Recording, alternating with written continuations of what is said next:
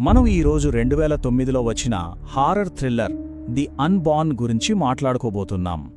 ఈ కథలో ఉన్న భయానక రహస్యాలను ఒక్కొక్కటిగా తెలుసుకుందాం. ఒక్కసారి ఊహించండి, గర్భంలోనే చనిపోయిన ఒక బిడ్డ ఆత్మరూపంలో తిరిగి వస్తే? ఈ యొక్క ఆలోచనే వెన్నులో వణుకు పుట్టిస్తుంది కదా. మన కథానాయక కేసీ జీవితం కూడా ఇలాంటి ఒక భయంకరమైన ప్రశ్న వల్లే తలక్రిందులయింది. మరి ఇంకెందుకు ఆలస్యం, ఆ భయానక ప్రపంచంలోకి అడుగుపెడదాం. కథ మొదలవడమే ఒక వింతైన సంఘటనతో మొదలవుతుంది. కేసీ ఎప్పట్లాగే జాగింగ్ చేస్తుండగా నిర్మానుష్యంగా ఉన్న ఒక రోడ్డు మీద పాలిపోయిన ముఖంతో వింత కళ్ళతో ఒక పిల్లాడు కనిపిస్తాడు.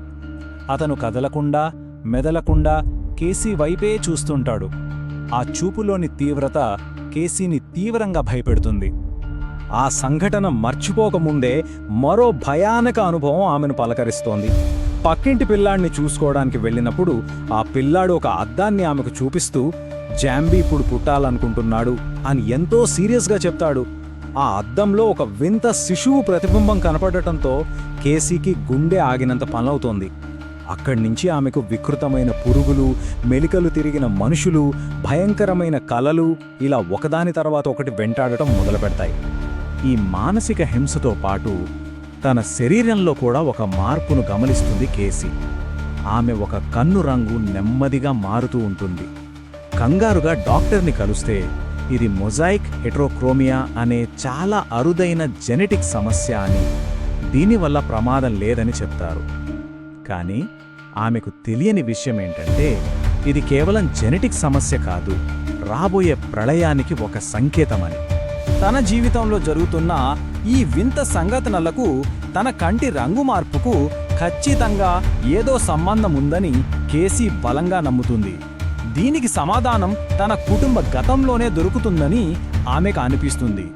అందుకే తన తల్లి మరణం గురించి ఎప్పుడూ దాచిపెట్టే తన తండ్రిని నిలదీయాలని నిర్ణయించుకుంటుంది. అప్పుడొక షాకింగ్ నిజం బయటపడుతుంది. చిన్నప్పుడు తన తల్లి తనను వదిలేసి వెళ్ళిపోయిందని తండ్రి చెప్పిన మాట అబద్ధం. నిజానికి ఆమె తీవ్రమైన మానసిక సమస్యలతో బాధపడుతూ ఒక మెంటల్ హాస్పిటల్లో ఆత్మహత్య చేసుకుని చనిపోయింది. ఈ విషయం తెలియగానే కేసీ ప్రపంచం కూలిపోతుంది. తన తల్లిలాగే తను కూడా పిచ్చిదానిలా మారిపోతుందేమోనన్న కొత్త భయం ఆమెను కమ్మేస్తుంది. తన తండ్రి ఏదో నిజాన్ని ఇంకా దాస్తున్నాడని కేసీకి అనుమానం వస్తుంది. తన తల్లి గురించి మరింత తెలుసుకోవాలనే పట్టుదలతో వెతకడం మొదలుపెడుతుంది. ఆ అన్వేషణలో భాగంగా తనకు సోఫీ అనే నాయనమ్మ ఒక వృద్ధాశ్రమంలో ఉందని తెలుస్తోంది. ఆఖరి ఆశగా ఆమెను కలవడానికి వెళ్తుంది. అక్కడ కేసీ జీవితాన్ని పూర్తిగా మార్చేసే నిజం బయటపడుతుంది. అది చాలా షాకింగ్ విషయం. కేసీ ఒంటరిగా పుట్టలేదు. ఆమెకొక కవల సోదరుడు ఉన్నాడు. కానీ అతను గర్భములోనే చనిపోయాడు. అతని ముద్దు పేరు జాంబీ. ఇన్నాళ్ళు తనను వెంటాడుతున్న పేరు వెనుక ఇంత పెద్ద కథ ఉందని తెలియగానే కేసీకి ఏం చేయాలో కూడా అర్థం కాదు. అయితే సోఫీ చెప్పిన ఆ నిజం సమస్యకు పరిష్కారం కాదు, అసలు భయానక కథకు ఆరంభం మాత్రమే. కేసీని వెంటాడుతున్నది ఆమె చనిపోయిన సోదరుడి ఆత్మ కాదని, అది అంతకంటే ఎంతో పురాతనమైన, చాలా క్రూరమైన ఒక దుష్ట శక్తి అని సోఫీ వివరిస్తుంది. ఇక్కడే ఈ కథ ఒక కుటుంబ విషాదం నుండి ఒక పౌరాణిక హారర్ కథగా మారుతుంది. ఆ దుష్టశక్తి పేరు డిబ్బక్. యూదుల పురాణాల ప్రకారం డిబ్బక్ అంటే రెండు లోకాల మధ్య చిక్కుకుపోయిన ఒక ఆత్మ. దానికి సొంత శరీరం ఉండదు.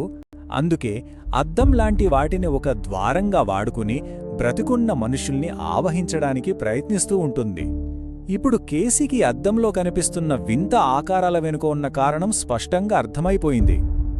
ఇది ఇప్పుడు మొదలైన కథ కాదు, ఇది ఒక తరతరాల శాపం. రెండో ప్రపంచ యుద్ధ సమయంలో నాజీల ప్రయోగశాలలో సోఫీ కవల సోదరుడు బార్టో చనిపోయినప్పుడు ఒక డిబ్బక్ వారి కుటుంబంలోకి ప్రవేశించింది. అప్పటి నుండి ఆ డిబ్బక్ వాళ్ళ వంశంలోని కవలలను టార్గెట్ చేస్తూ వస్తోంది. మొదట సోఫీని వెంటాడింది, కాని ఆమె ఎలాగో తప్పించుకుంది. తరువాత అది కేసీ తల్లిని పట్టుకుంది. ఆమెను పిచ్చిదాన్ని చేసి ఆత్మహత్య చేసుకునేలా చేసింది. ఇప్పుడు దాని తర్వాతి టార్గెట్ కేసీ. ఈ భయంకరమైన నిజం తెలిసాక తన ప్రాణాల మీదకే వచ్చిందని కేసీకి అర్థమవుతోంది. ఆ దుష్టశక్తిని తరిమికొట్టడానికి ఒకే ఒక్క దారి ఉందని. అది యూదుల సంప్రదాయం ప్రకారం చేసే ఒక శక్తివంతమైన ఎక్సార్సిజం అని సోఫీ చెబుతుంది. అది తప్ప వేరే మార్గం లేదు. ఆ డిబ్బక్తో పోరాటానికి అంతా సిద్ధం చేసుకుంటారు. ఒక యూదుల మతగురువు, ఆమె బాయ్ ఫ్రెండ్ మార్క్తో సహా 10 మంది సహాయకులు, ఇంకా ఆ క్రతువుకి కావలసిన పవిత్ర గ్రంథాలు, వస్తువులు అన్నీ సమకూర్చుకుంటారు. అనుకున్నట్టుగానే ఆ క్రతువు మొదలవుతుంది. కానీ ఆ డిబ్బక్ అంత తేలిగ్గా వదిలే రకం కాదు. తన పూర్తి శక్తితో ఎదురుదాడి చేస్తుంది. ఆ గదిలో ఉన్న వాళ్ళకి భయంకరమైన భ్రాంతులు సృష్టిస్తూ ఒక్కొక్కరిని తన ఆధీనంలోకి తీసుకోవడానికి ప్రయత్నిస్తోంది. చివరికి ఆ దుష్టశక్తి కేసీ బాయ్ ఫ్రెండ్ మార్క్ను ఆవహిస్తుంది. తీవ్రమైన పోరాటం తర్వాత వాళ్ళు ఆ ఆత్మను తరిమికొట్టడంలో సక్సెస్ అవుతారు. కానీ ఆ గెలుపు కోసం చాలా పెద్ద మూల్యం చెల్లించాల్సి వస్తుంది. ఆ గందరగోళంలో మార్క్ ప్రాణాలు కోల్పోతాడు. అంతా అయిపోయింది, పీడ విరగడైందని అందరూ అనుకుంటారు.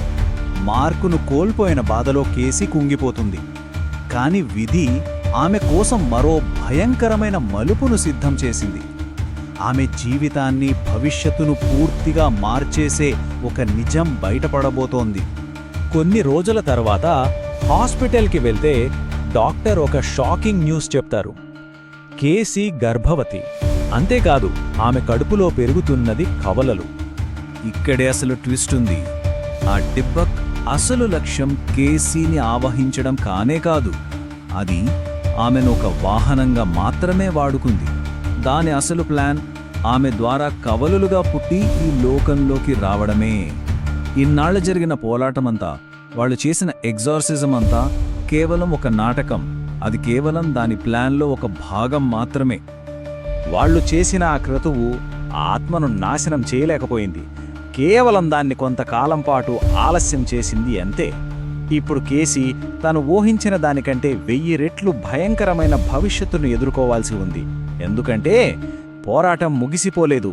నిజానికి ఇప్పుడు రెట్టింపు శక్తితో మొదలైంది. ఈ వీడియో నచ్చితే తప్పకుండా లైక్ చేయండి, షేర్ చేయండి మరియు మా ఛానల్కి సబ్స్క్రైబ్ అవ్వండి. ఇంకా ఇలాంటి హారర్, థ్రిల్లర్, మిస్టరీ స్టోరీలు కావాలంటే మా ఛానల్ని సపోర్ట్ చేయండి. Thank you. మళ్ళీ కలుద్దాం నెక్స్ట్ వీడియోలో.